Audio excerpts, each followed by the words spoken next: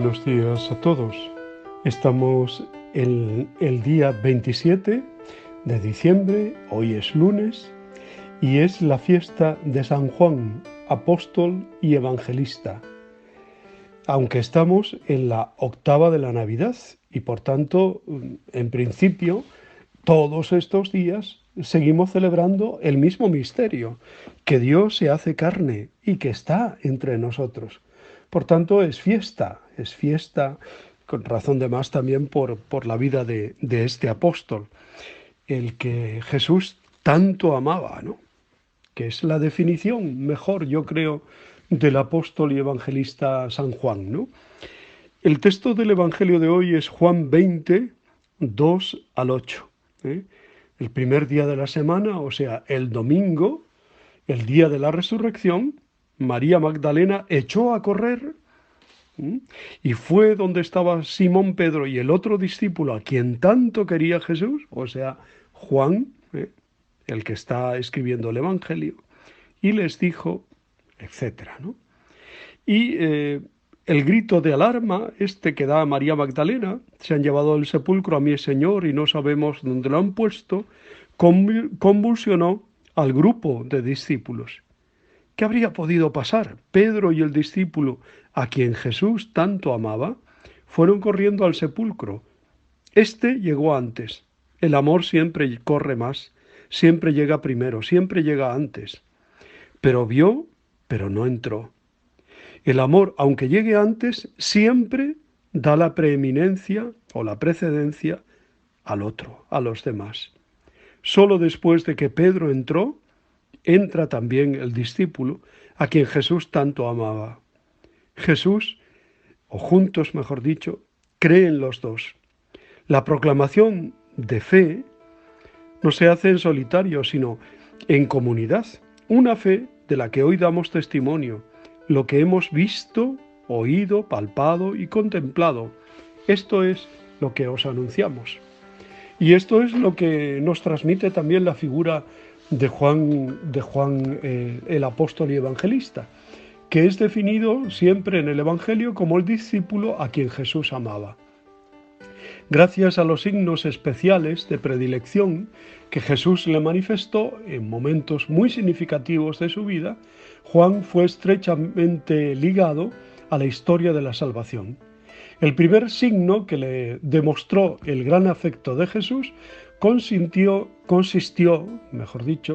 en que fue llamado a ser discípulo junto con Andrés, el hermano de Pedro, por medio de Juan el Bautista, que bautizaba en el río Jordán y de quien ya eran discípulos.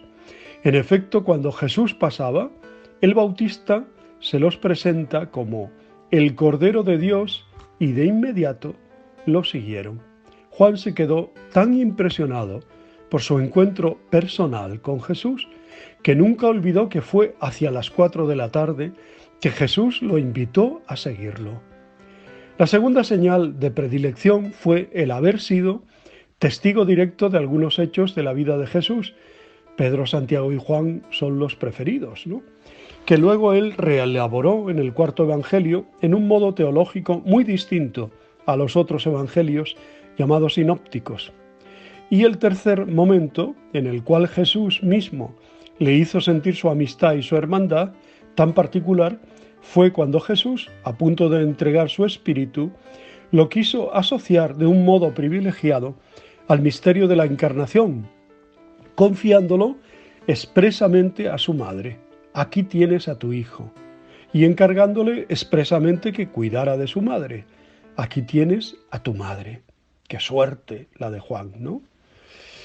Las fuentes, y hay un hecho que yo no puedo pasar por alto también, que es cuando Pedro le dice por señas, ¿no? Pregúntale en la última cena, pregúntale quién es, ¿no? Y Juan, con esa cercanía y confianza que tenía, dice el texto que puso su oído, su cabeza en el corazón del Señor, ¿no? Y el Señor le reveló aquel a quien moje el pan y se lo dé, ese es, ¿no? Poner el oído en el corazón de Jesús. Qué bonita imagen, ¿verdad? Preciosa. Y eso es lo que debemos hacer los seguidores de Cristo. Algunos datos históricos sobre la vida de San Juan. Las fuentes de las que se han extraído los datos de la vida de Juan como apóstol, como evangelista y como hijo adoptivo de María, no siempre coinciden.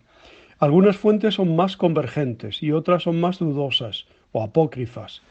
De los evangelios sabemos que junto con su hermano Santiago, que también será un apóstol, los dos eran pescadores originarios de Galilea, de una zona del lago Tiberíades, y que juntos fueron apodados los hijos del trueno.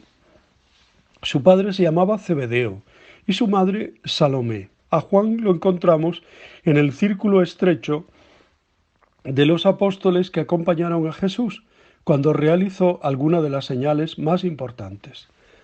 De su progresiva revelación como un tipo de Mesías muy distinto del que el pueblo de Israel esperaba. En efecto, cuando Jesús resucitó a la hija de Jairo, cuando se transfiguró en el monte Tabor y durante la agonía en Gesemaní, Jesús trataba de hacerles entender que debían transformar su mentalidad ligada a la esperanza de un Mesías violento, semejante a un Elías, pues en cambio, él era el Hijo amado del Padre.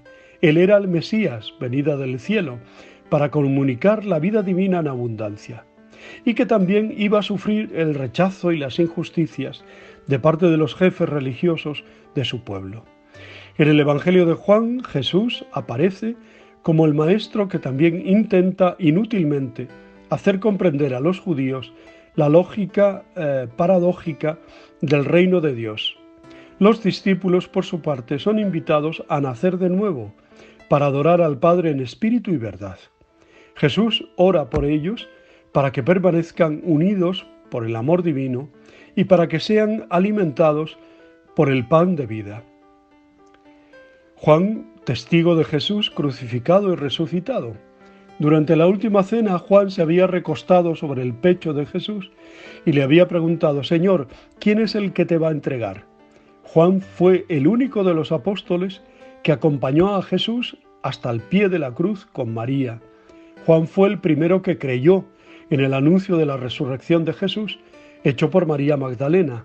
Corrió deprisa a la tumba vacía y dejó entrar primero a Pedro, para respetar su precedencia.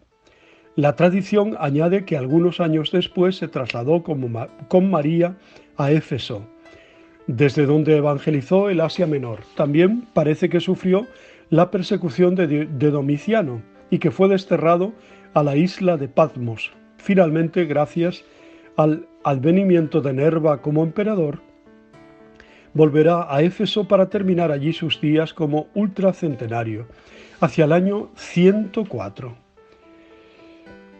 El Evangelio atribuido a Juan fue llamado así por Orígenes. También ha sido llamado el Evangelio espiritual o el Evangelio del Logos, ¿no? La palabra o el verbo. Su estilo y su género literario está lleno de señales, de simbolismos, de figuras que no deben ser interpretados literalmente. En el prólogo de su Evangelio, Juan usa un refinado lenguaje teológico para mostrar cómo al inicio de la nueva creación, en el nuevo principio, ya existía el Verbo divino. El Logos, que significa la palabra eterna, creadora del Padre, que luego fue traducida al latín como verbum. En el prólogo del cuarto Evangelio, Jesús es presentado como la palabra divina, la luz de la vida, la sabiduría de Dios. Este Evangelio invita a aceptar, por medio de una fe llena de estupor y de agradecimiento, la sorprendente revelación que el Verbo de Dios, que nadie había visto, se hizo carne y ha puesto su morada en medio de su pueblo. Por ello la palabra creer se repite casi 100 veces, pues Dios quiere que todos los hombres se salven y tengan abundante vida por la fe en Jesucristo, Dios hecho carne. El Evangelio de Juan también nos presenta en dos episodios muy emblemáticos la identidad de María y la especial relación de Juan como su hijo adoptivo. Una en las bodas de Caná y otro en el Calvario. En la narración de la señal del agua transformada en el vino nuevo durante las bodas de Caná, se nos muestra a María como la potente intercesora que anticipa la hora de la revelación de Jesús a su pueblo. En el Calvario, en el momento de la glorificación de Cristo, María es presentada como la mujer que es transformada en la nueva Eva o madre de los discípulos de su Hijo. Si se considera la estrecha relación filial de Juan con María, no es difícil imaginar que la revelación de la figura del Mesías en el Evangelio de Juan se haya nutrido también del directo testimonio de María, pues ella, mejor que nadie, en sus últimos años de soledad, recogió en su corazón y en sus recuerdos las señales, los signos y las palabras de vida de Jesús. Es pensable, pues, que las experiencias únicas que ella conservaba en su memoria las haya compartido luego a los discípulos de Jesús y en particular a San Juan. Por ello, se puede considerar que también María misma fue acogiendo e interpretando progresivamente en la fe la revelación de que el Hijo de sus entrañas era a la vez el eterno Hijo del Padre, el único pan de vida, la luz del mundo, la puerta, el buen pastor, la resurrección y la vida, la vid verdadera y el camino, la verdad y la vida.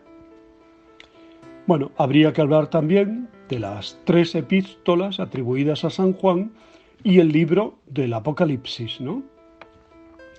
Esas 3 cartas tienen un sabor de breves homilías. El Apocalipsis es un libro canónico reconocido como inspirado que nació en los ambientes de las iglesias de tradición joánica que sufrían los ataques de las doctrinas gnósticas. Este, que es el último libro de la Biblia, usa un género literario semejante al de algunos libros proféticos del Antiguo Testamento, como el libro de Daniel, de Ezequiel o de Zacarías. La palabra Apocalipsis es la transcripción de un término griego que significa revelación y no destrucción, como a veces se piensa. Juan dirige 7 cartas a las 7 iglesias para transmitirnos, por medio de personajes y de símbolos muy fascinantes, un mensaje muy concreto de esperanza en que el Cordero degollado, o sea, Cristo, Salvador, triunfará sobre todas las persecuciones y las oposiciones de las fuerzas del mal al reino de Dios y hará nuevas todas las cosas. Esto sucederá cuando Dios establecerá su reino de justicia, de amor y de paz al final de los tiempos. En este libro se muestra con numerosos y sugestivos símbolos, como los 7 sellos, las 7 trompetas, los 7 ángeles con las 7 copas, el fatigoso camino y la lucha que los creyentes de todos los tiempos tienen que afrontar para que un día se realice la edificación de la Nueva Jerusalén. Hoy diríamos la civilización del amor, de la fraternidad y del cuidado de la vida, cuando Jesús, el Alfa y Omega, regrese al final de los tiempos. En este sentido, el Apocalipsis es un libro profético que interpreta la acción de Dios en la historia, asegurando que el testigo fiel y veraz regresará pronto y vencerá definitivamente al mal, el dolor y la muerte. Pues damos gracias a Dios por la vida y el testimonio del apóstol y evangelista San Juan y todo lo que nos ha transmitido de Jesús, su amor por Cristo y también su acompañar a la Santísima Virgen. Ahí tienes a tu madre, ahí tienes a tu hijo. Os deseo muy buen día, os abrazo y os bendigo en el nombre del Padre, del Hijo y del Espíritu Santo. Seguimos celebrando a Jesús que ha nacido entre nosotros. Os quiero.